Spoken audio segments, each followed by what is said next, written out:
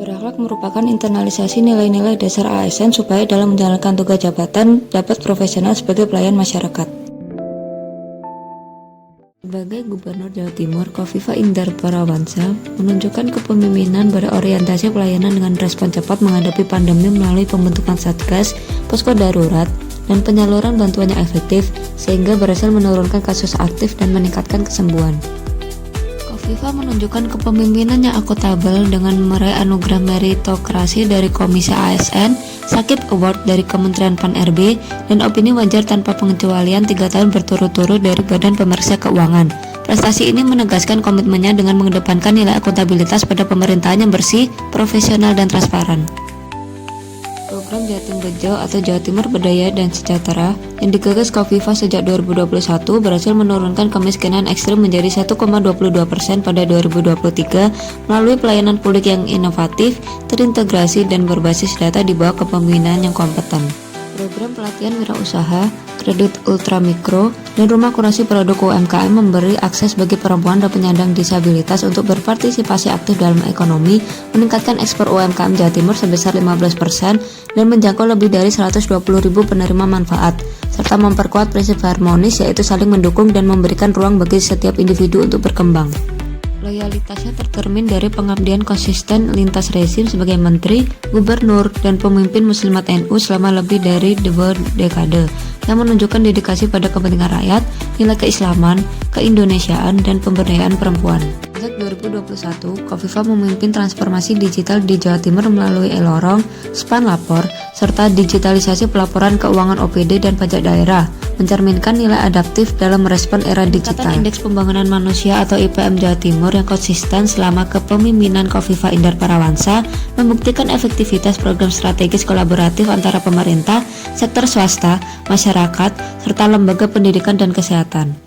Program Selamatkan Rawa Sejahtera Petani atau Serasi mengoptimalkan 500.000 hektar lahan rawa di Sumatera Selatan dan Kalimantan Selatan untuk meningkatkan produktivitas pertanian dan kesejahteraan petani sebagai wujud pelayanannya responsif terhadap kebutuhan masyarakat karena keterbatasan infrastruktur, akses air, dan teknologi. Komitmen yang kuat terhadap nilai akuntabilitas dalam tata kelola pemerintahan dibuktikan dengan diraihnya penghargaan anti gratifikasi dari KPK, meraih opini wajar tanpa pengecualian dari BPK selama 4 tahun berturut-turut.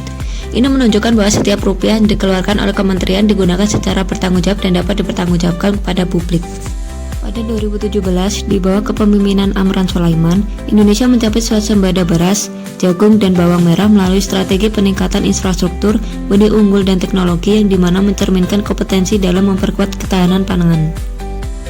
Pelatihan ribuan petani setiap tahun dalam budidaya modern dan teknologi pertanian mencerminkan nilai harmonis dengan membangun keseimbangan antara manusia, alam, pemerintah, dan sesama petani. Andi Amran Sulaiman menunjukkan loyalitas tinggi terhadap pertanian melalui berbagai inovasi dan dedikasinya dengan kembali dipercaya menjabat sebagai Menteri Pertanian Republik Indonesia pada Oktober 2023 untuk meningkatkan kesejahteraan petani serta memperkuat ketahanan pangan secara berkelanjutan. Salah satu bentuk nyata dari nilai adaptif Amran Sulaiman adalah dengan mentransformasi pertanian Indonesia melalui integrasi teknologi modern seperti drone untuk pemantauan lahan, sensor pertanian berbasis Internet of Things, dan aplikasi mobile untuk menghadapi tantangan global dan meningkatkan daya saing.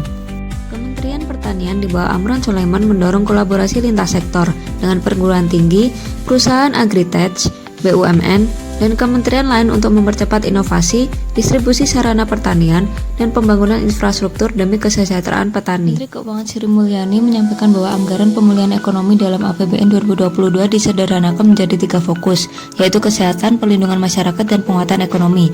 Hal ini untuk mewujudkan pelayanan publik yang inklusif dan responsif serta berbasis pada kebutuhan rakyat. Bahwa kepemimpinan Sri Mulyani, Kementerian Keuangan meraih opini wajar tanpa pengecualian dan mendorong transparansi laporan keuangan pemerintah pusat. Langkah ini untuk memperkuat kepercayaan publik terhadap pengelolaan keuangan negara. Sri Mulyani berhasil menjaga rasio utang terhadap PDB tetap terkendali sekaligus memperkuat OJK untuk menjaga risiko sistemik. Hal ini menunjukkan kompetensi dalam menjaga stabilitas keuangan nasional. Sri Mulyani mencerminkan nilai harmonis dengan mendukung kebijakan bantuan sosial dan stimulus ekonomi bagi masyarakat miskin dan rentan selama pandemi COVID-19. Loyalitas Sri Mulyani ditunjukkan kepada negara melalui kebijakan fiskal yang mendukung kesejahteraan rakyat dan peran aktif Indonesia di forum internasional seperti G20 dan KTT ASEAN. Keberhasilannya dalam menjaga pengelolaan utang negara dan meraih berbagai pengakuan internasional menunjukkan kesungguhannya dalam loyalitas kepada negara dan masyarakat Indonesia. Bentuk nyata dari nilai adaptif yang diterapkan oleh Sri Mulyani adalah menerapkan nilai adaptif dengan mendigitalisasi sistem anggaran melalui sistem aplikasi keuangan tingkat instansi atau SAKTI, sistem perbendaharaan dan anggaran negara atau SPAN, dan mereformasi perpajakan dengan mengimplementasikan core tax system untuk membangun sistem perpajakan yang modern, meningkatkan transparansi, efisiensi, dan akuntabilitas. Sri Mulyani Indrawati menerapkan nilai ini dengan menjembatani kepentingan negara di forum internasional seperti G20 dan ASEAN sebagai kolaborasi antar negara, serta menginisiasi ruang kerja kolaboratif dan platform Kemenkeu Learning Center untuk membangun budaya kerja yang agil, fleksibel, dan humanis, serta menghilangkan sekat-sekat birokrasi yang menghambat komunikasi dan kolaborasi lintas unit di dalam negeri.